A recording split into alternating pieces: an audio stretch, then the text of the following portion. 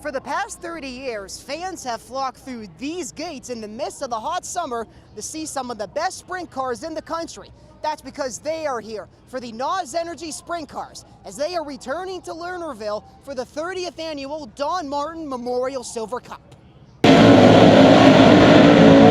Fans came piling in by the groves to hear that wonderful sound as the World of Outlaws made their annual trip to Lernerville Speedway, as over 30 drivers were competing tonight for a grand prize of $25,000. This is the 29th running of the Silver Cup, with the first race coming in 1992. And as you can see behind me, the best sprint car drivers from around the country came to Western PA to compete here tonight, and that includes some drivers who call Western Pennsylvania home. And there's also one popular driver who competes for the former Super Bowl winning coach of the Washington football team. This track means a lot to my family because, it's only 16 miles from our race shop. Apollo native Cy Lynch has traveled the country racing his sprint car, but a win in this race will be mighty special to add to his resume and something he has seen firsthand. Cy's dad, Ed Lynch Jr., who is also a sprint car driver, tasted victory in this very race in 2002 when Cy was 4 years old. I remember running down to Victory Lane and, just the excitement, you could never forget that, no doubt. There was also one notable driver who came to Western PA from the ranks as a winner and full-time competitor in the NASCAR Cup Series. I just ran my first sprint car race of the year at the beginning of July, and then just looking at the schedule, we saw that this one was capable of working. With them running the Eldora Kings Royal, it just made sense to come up here and race today. With NASCAR going on a 2-week break due to the Olympics, Joe Gibbs Racing driver Christopher Bell made the trip to Lernerville to give it a go at trying to leave with that large sum of money. Bell is confident about his chances tonight. I mean, it's going to be really tough. Obviously, racing with the Outlaws is extremely difficult every time that you get behind the wheel, but I got the best team in the business driving for the Swindell 39, so I think we got the team to do it for sure. There were a total of 34 cars that came out looking to leave with that 25 grand in their pocket. And the fans gathered to their seats in exchange for a roar of the cars flying around the track and dirt flying up in the air all through the evening. Cy Lynch did get the start on the pole, but Brad Sweet, who has placed second in this race many times before, had a significant lead on the final lap as he went all the way home with the $25,000. Just as Sweet entered victory lane, fans ran to their cars as raindrops began to fall once the checker flag flew. And since the rain came pretty fast, everyone was in a rush to leave. But fans left with the full package, including dirt and water on their clothes, and memories that hopefully will last another 30 years. Now this dirt and my shoes took a huge beating tonight from the sprint cars that competed here. So they're going to get a few days to rest, but it will not be long as Lernerville will be back with their usual night of racing on Fridays. This is Colton DeBiase reporting from Lernerville Speedway in Sarver for Point News. Good evening and welcome into NASCAR Race Hub. I'm Colton DeBiase. We got a lot to get to tonight, so let's give you a roadmap as we take a look at the starting lineup. Noah Gregson had a walk-off win in the Xfinity Series and had a great post-race celebration. He joins us later to talk about it. Plus, it's all about the 4 guys running for a championship. We will break down their chances and look ahead to the big Phoenix race. And now time for the Daily Fuel. Myatt Snyder has a new ride for next season. He will be joining Jordan Anderson Racing, driving the number 31 full-time in the Xfinity Series. This move keeps him in the RCR family for 2022, since Jordan Anderson Racing has a partnership with RCR. Expect RCR to be very strong next season. That's it for Race Hub. I'm Colton DeBiase. Thank you so much for watching, and have a great weekend. Hello and welcome to an on-site edition of NASCAR Race Hub, coming to you from the famous Charlotte Motor Speedway in Concord, North Carolina. I'm Colton DeBiase. This racetrack has been the home track for the majority of NASCAR Cup teams, as most of them make their home base right here in North Carolina. This racetrack has been filled with so many great races and memories, with names such as Petty, Earnhardt, and Jarrett all literally putting their footprints on this hollow land of racing. It also has gone through significant changes over the years, and none bigger than adding a road course to the Cup Series schedule in 2018, known to fans as the Charlotte Roval. It has produced phenomenal racing since then, and hopefully it will for years to come, along with the Coke 600, the longest Cup Series race of the year.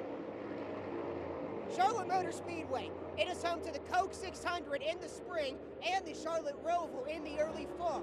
But here in the late fall, a week before Thanksgiving, the track is being used as a test session for the next-gen car that will hit the track next year in February. A lot of notable drivers have been out on the track today, including Chase Elliott, William Byron, Denny Hamlin, and Christopher Bell, as they are all seeing how this car will play out on an oval for the very first time. There are a lot of significant changes with this car on the inside and on the outside with the number placement, as the numbers are going to be moved to the front to make some more room for sponsors rather than having it traditionally in the middle of the car. I cannot wait to see these cars on track competing for the very first time at the LA Coliseum on Fox in February, and I hope you all are as well. So our next stop was to the infield to try to see these cars up close and personal, even though outside of the gate is as close as media could get here for this test session this afternoon. As you can see, a lot of haulers are behind me, including two Stewart Haas haulers, Eric Almirola and Kevin Harvick, were on track earlier today. As you can see, Eric Jones driving for Richard Petty Motorsport. He is back for a second year with the team. He made some practice laps a short while ago. And all of the Hendrick drivers are here, except I did not see our defending champion, Kyle Larson, out on the track, even though his three teammates, Chase Elliott, William Byron, and Alex Bowman, are making some laps out on the oval for the very first time with this brand new car.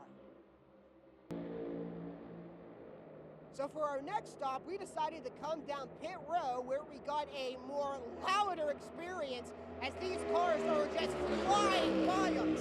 And we also got a chance to see them up close a little more as Chase Elliott, William Byron, Ross Chastain, and Ty Dillon, to name a few, were all just here right before they went out onto the track. And not only is this a test session for the drivers, it's also a test session for the pit crew.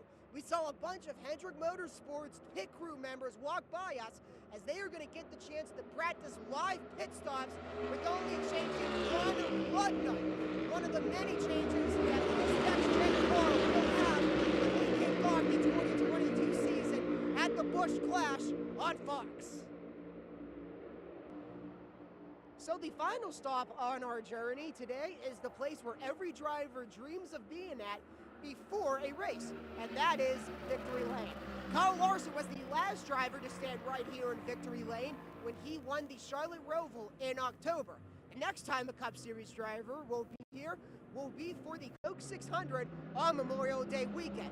And I am sure that next year's Coke 600 will be very special, because I am sure all of these drivers will want to win the Coke 600, as this will be the first race at Charlotte Motor Speedway with the next-gen car. Come on into another edition of NASCAR Race Hub, coming to you from just outside of our Fox Sports studios in Charlotte, North Carolina. I'm Colton DeBiase. We are going to be reviewing the 2021 season, in which we saw three different first-time champions.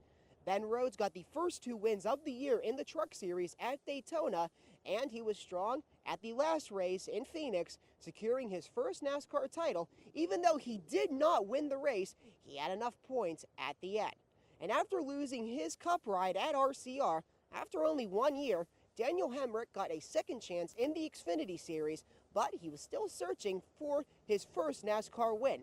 He got it in thrilling fashion, beating the favorite Austin Cindric at the line to secure his first NASCAR win and the championship. And obviously, the dominant car all year in the Cup Series was indeed Kyle Larson. He got win number 10 at Phoenix, securing his first Cup Series title, and also the second one in a row for Hendrick Motorsports. Martin Truex Jr. and Chase Elliott were denied their chances at getting their second title, and Denny Hamlin is still making his case as the greatest Cup Series driver in history without a championship.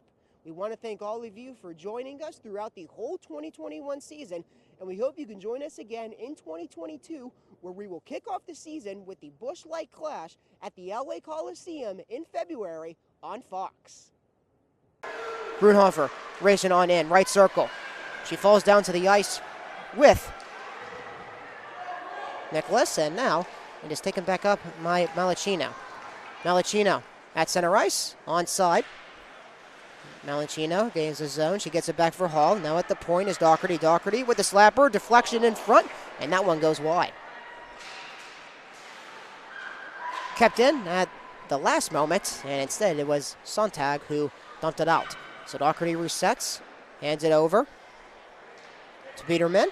Peterman, one of the alternative captains. There's Malachino. Malachino falls down. No penalty. I think the Little Caesars faithful may have wanted to trip there. Here's Borgil. Borgil with space. Plenty of it. Gives it for Sims. Now back for Borgil. Borgil fakes the slapper. In front. Deflection. And that one went wide. Yoon with the shot.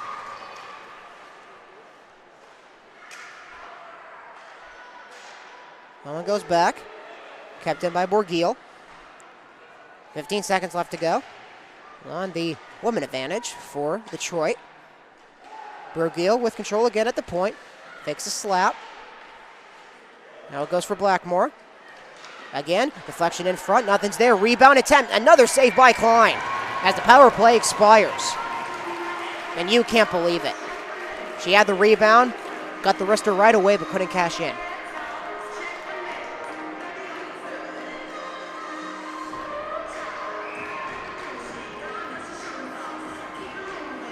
So the Little Caesars come up empty on the advantage, and they're so down 2-0. They have a face-off in their offensive zone.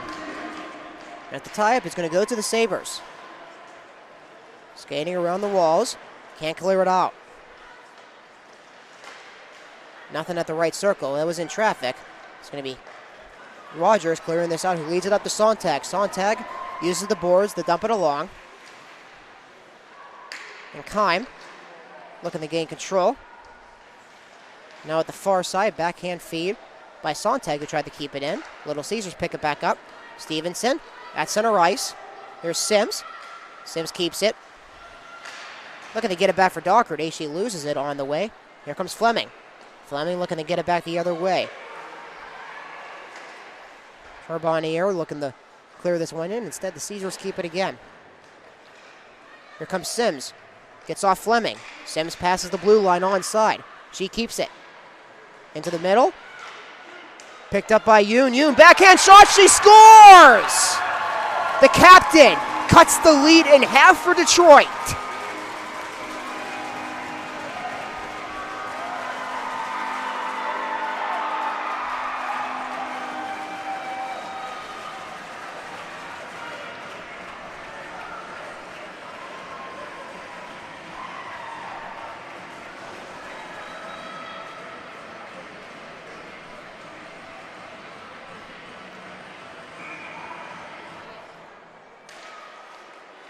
It is a 2-1 game, as Detroit has found their spark, but can they keep it? Expect the Sabres to maybe go on an offensive attack really soon. And Passanado loses it. She was looking to gain the blue line. There's a fight for it right at the red line on the far side. And Yoon picks it up. She hands it off for Borgil.